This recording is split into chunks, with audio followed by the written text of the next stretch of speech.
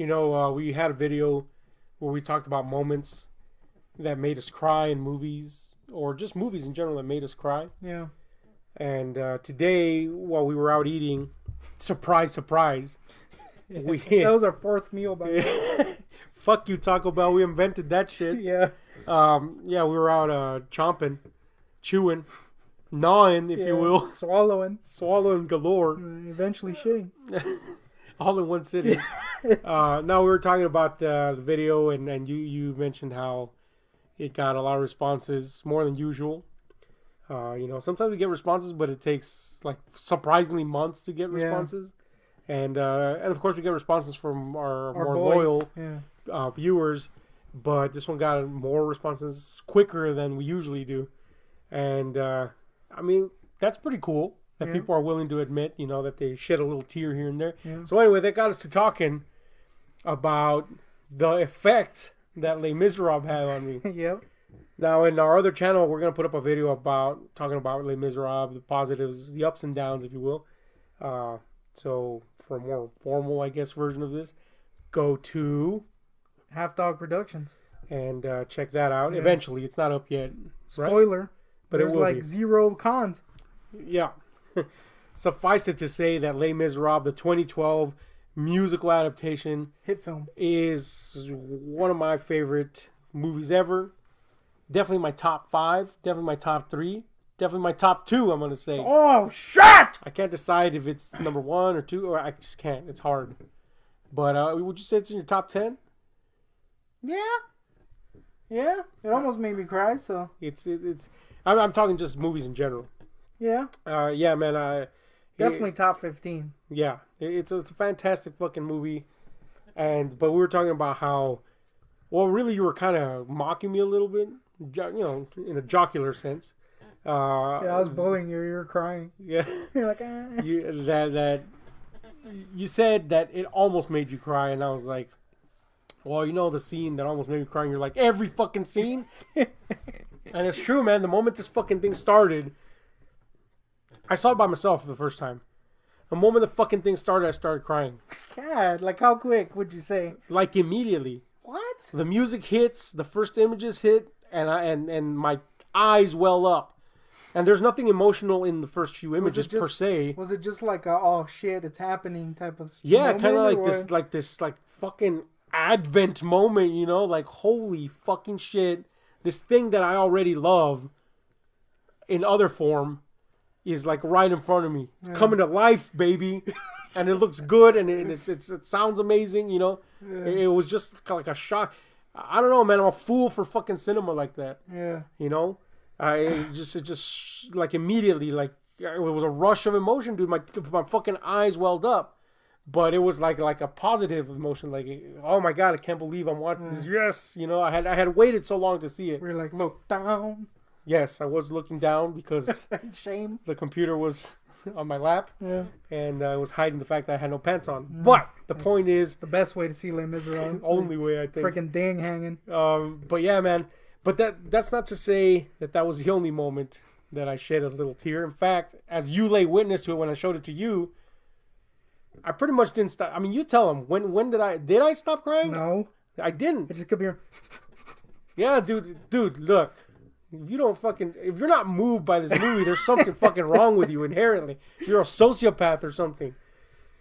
So we thought about doing a video where like our top 3 moments that we cried during a movie. And you were just like, shit, there would all be like in fucking Les Miserables, and there'd be like top 10 million for you. 1,000 honorable mentions. And it's true, man. But I will say the top 3 moments in Les Miserables that moved me the most. Again, take into consideration that from point A to Z, I'm fucking shedding tears. Yeah. Like you said. You're collecting with a freaking bucket. Yeah, like sobbing the whole time. Unable to fucking... Look, this is a moving fucking movie. Yeah. Anyway, the first moment, and I'm gonna go chronologically here, and I'm just keeping it to 3 big ones. Yeah. 3 big pivotal sequences. Okay. The first moment, if you're not first of all, if you're not familiar with Les Miserables, it is about a former convict that is forever pursued after his release from prison, forever pursued by a man in the law, a lawman, if you will, for lack of better words, Right. who is not convinced that he can change. Yeah. Whereas the man has in fact changed and dedicates his life to others and to doing good.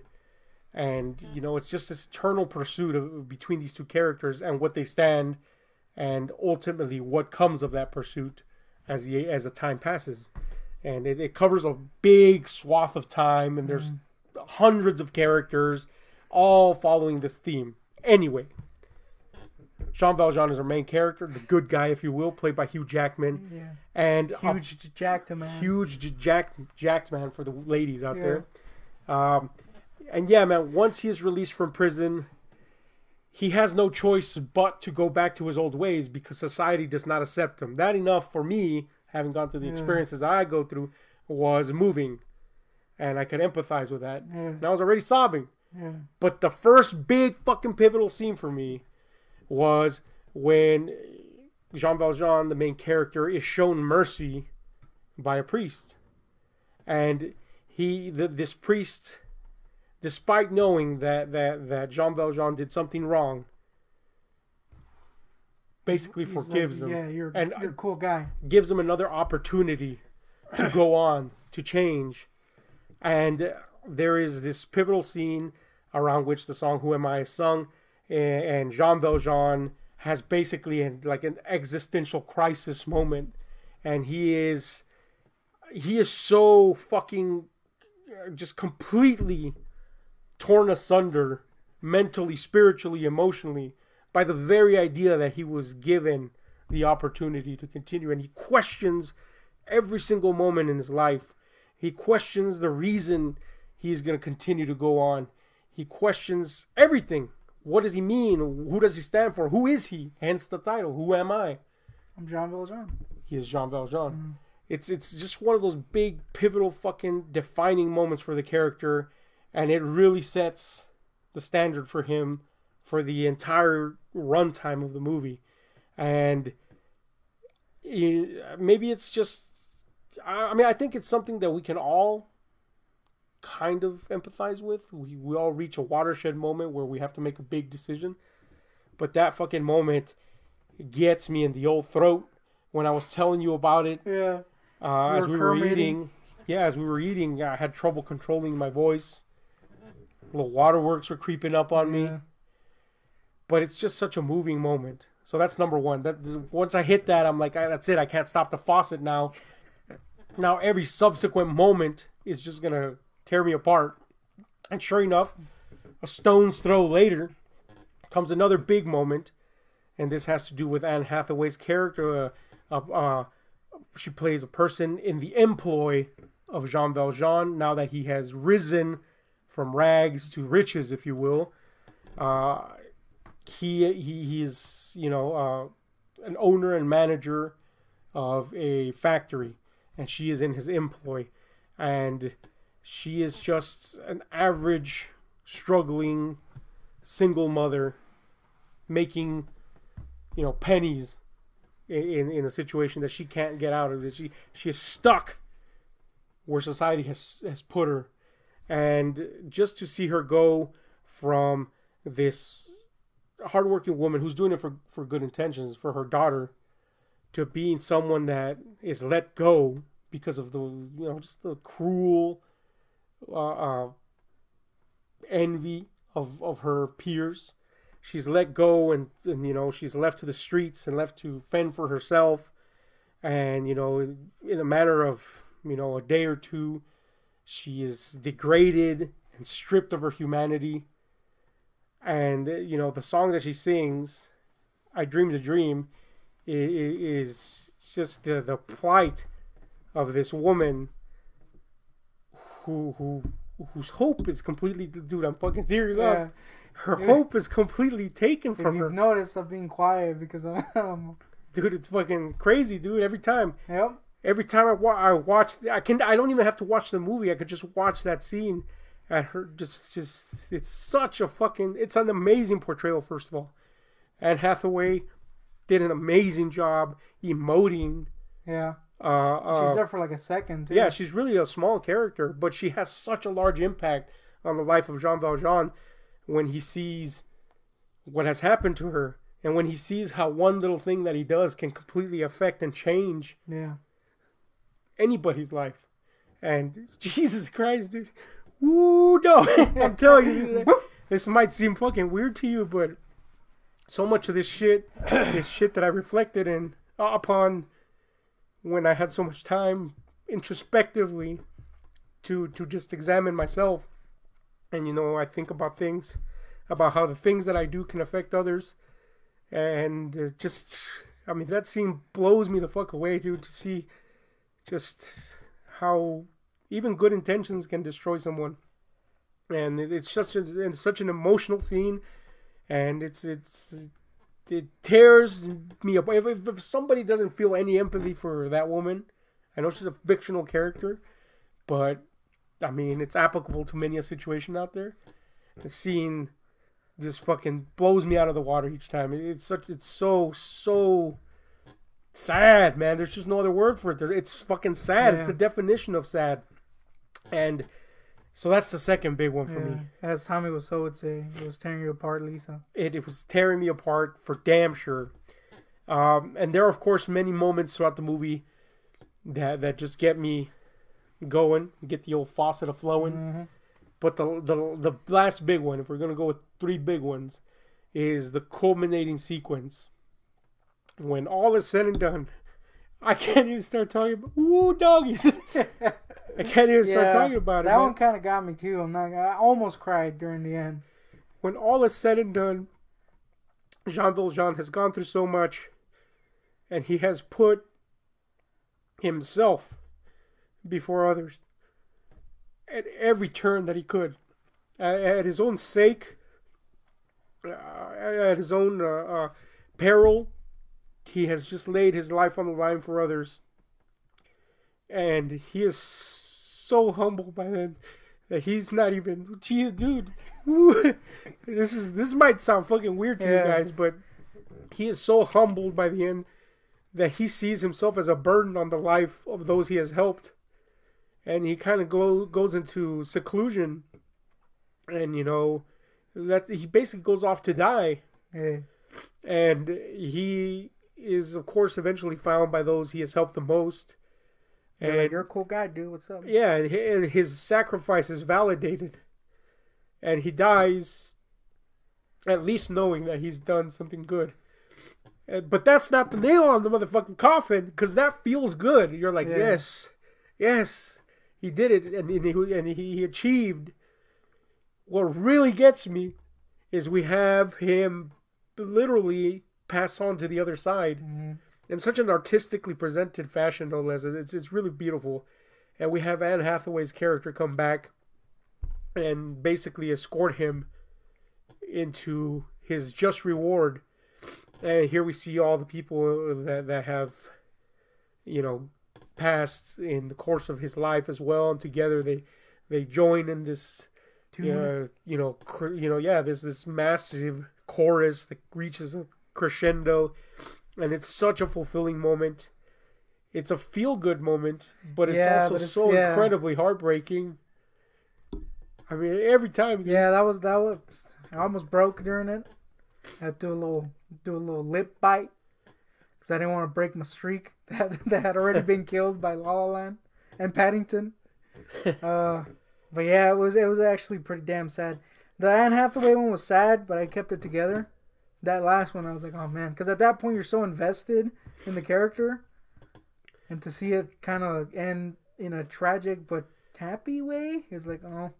Yeah, it's almost like the, and I don't mean to bring this up, but it's almost like when our grandmother passed away.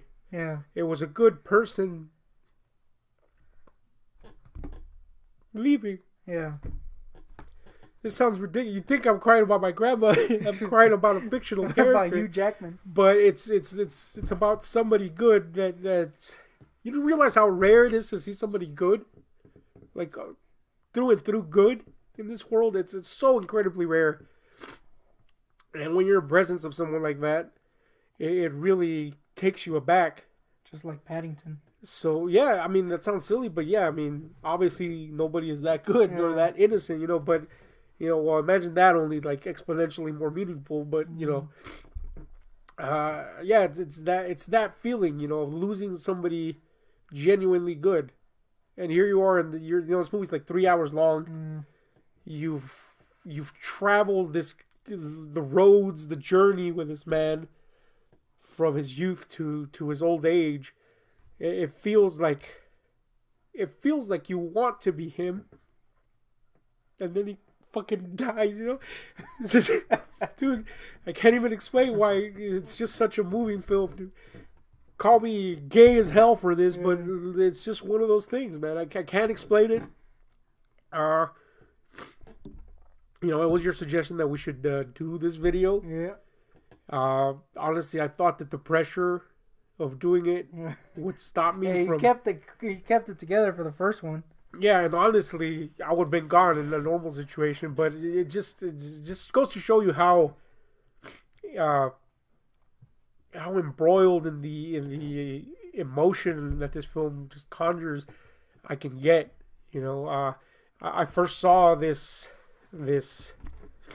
story on stage, you know, in the musical form. Yeah, because you're rich. Yeah, super loaded. No, I got to go at a discount rate during a school trip, and it wasn't even my school trip, you know. I just tagged along, and it was just back then. You know, you're so careless when you're young, and you don't give a shit about it. Tears back then. Back then, yes. And here's the thing: at the time I was going out with Ronald McDonald. Yeah, Ronnie over there. If you've seen one of our videos about her, after it was done, I was so fucking moved that I actually kind of got angry that she was totally unfazed. Not angry at her, I don't want to say ignorance, but just I couldn't believe that someone could not be moved by it. To her, it was just a thing she saw. Yeah. And oh, look, that was cool. And I was like, it's cool. Yes, it's cool stuff that we saw. Magnificent. It was like watching a live movie in front of you. But didn't you catch the substance? How can you not catch the substance of it? You know, it just shocked me so much that I kind of was disgusted by her even more so. Disgusted. I was, dude. I can see it, yeah. I was so disgusted that on the way home, she wore this. Look, she was this weird gothy chick. Okay, now nothing wrong with that. I love goth chicks, you know this, but she was a weird gothy chick. So she wore like this top hat thing, along with her weird dress that she wore. And on the way home, the wind from the car swept it out of the fucking window, and she was sad by that. And I was secretly inside kind of glad. You're like, really? I was like, yes, you should feel something at least. Even if it's for something so frivolous as a fucking hat, you should feel sad after that. God damn. Which sounds evil and bit. Totally contradictory to what I had just learned. But you know what I mean. It You're just like shocked the opposite of freaking Valjean. Yeah, I mean, it just shocked me. You know what I'm saying? Like, how the fuck? But anyway, this story had a lot of meaning for me. You know, after that, I read the book, and you know, of course, that's a whole different experience all its own because there's so much more to consume. It's a massive book. But I've always held a particular place in my heart for the musical version. You know, that I first saw. Not just because it's the first thing I saw, but because I think it just consolidates those themes so incredibly well, and it enriches them. You know, it's so loyal and yet so of its own. There's like an insane amount of, if you're actually listening to it, of like character work done in the songs. Yeah. And just in stuff, simple things certain people will say that gives them a lot of substance. I'm talking, you know, freaking Russ. Yeah. Specifically. Because Russ is kind of in there. I mean, he's throughout the movie, but he's not the focal point, you know what I mean? He's speaking about my boy, Russell Crowe. Russell Crowe, but a lot of his character is given through just certain things he says in songs, or the way he says certain things, the way he is like adamant on certain things. Yeah, and really, you know, that dynamic between Russell Crowe's character and Hugh Jackman's character, because that's Russell Crowe plays the guy that's pursuing Jean Valjean ardently throughout time. And Russell Crowe's character, Javert, is so defined by the social norm of righteousness and law that he cannot fathom the idea of good. Yeah. Even though he's not inherently a bad person. Yeah, and there's that one bit where where you kind of get insight as to why, where he says he's grown up with scum like him. People like him can't change. It's like there's reason for his way of thinking. Absolutely, that way. yeah. So you're kind of like, just that one line alone gives him so much character. Yeah, man. And it comes at the end of a song. He's a, and I have to use air quotes on this. He's a villain that you can legitimately understand. Yeah. I'm not talking some Thanos shit where people are like, yeah, Thanos was right, or Killmonger was right. No. I'm talking for real, like on a real, absolutely human level. No race, no color, no nothing. It's just human. You can understand where he comes from. It's basically the same character being raised up in different ways. In different circumstances, yeah. Going down different paths. And failing to have experienced something to understand it.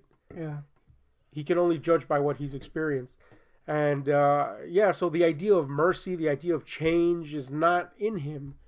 And he's a tragic character, really, because he is thwarted by the very fact that he cannot understand these concepts. And, it's sad, really, that he, spoiler, goes to the grave not having resolved these things, but rather having been defeated by them. So, yeah, man, there's... It's just such a tragic story. It's so many tragic stories in this. There's a lot of miserable people in this. I mean, it's called Les Miserables. So, yeah, man, a very apropos title, I'd say. But, yeah, I mean, just one of those fucking flicks that... Dude, I was scared to watch it. You know this.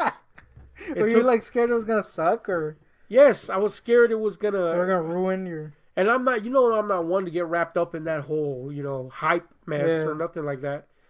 But this thing came out while I was locked up, so obviously I couldn't see it for 4 years approximately. Yeah. But I got out, and it took me 3 years to see it. And, admittedly, I downloaded it because, money's tight for the old Ahab here. But I would always take it off, and I wouldn't see it. And then just that, right before I showed it to you, I had downloaded a really high quality copy of it. And I said, fuck, man, I spent time downloading this piece of shit. I gotta watch it. And of course, I had to go buy it immediately. And it's one of the quickest things I've seen you buy after watching it. That and Speed Racer. For some reason. Yeah, man. So if you haven't seen Les Miserables, even if you're not into fucking musicals, which I recognize a lot of people are not, this is a grade above what it seems to be. This is an experience. This is something beautiful. It deserves every accolade it got, and it got many, and more. Little Kermit guy in there. Little Kermit guy.